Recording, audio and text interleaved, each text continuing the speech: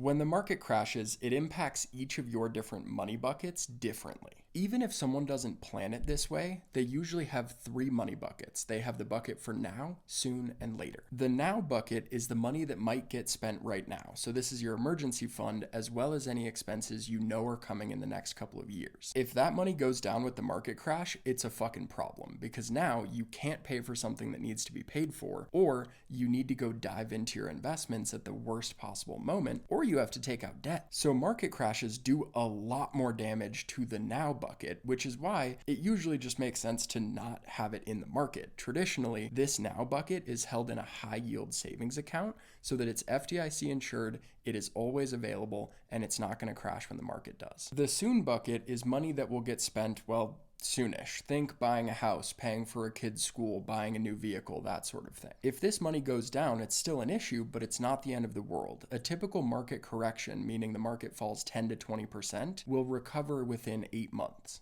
A bear market, which is typically 20 to 30% down, takes about 18 months to recover. But a full crash, like 2001 or 2008, takes 5 to 6 years to fully recover. So most of the time, the soon bucket will have recovered by the time you need the money. So not the end of the world, but it's so important to reduce tail risk. Tail risk is what happens to your portfolio when things get really bad. Think of this as an if-then situation.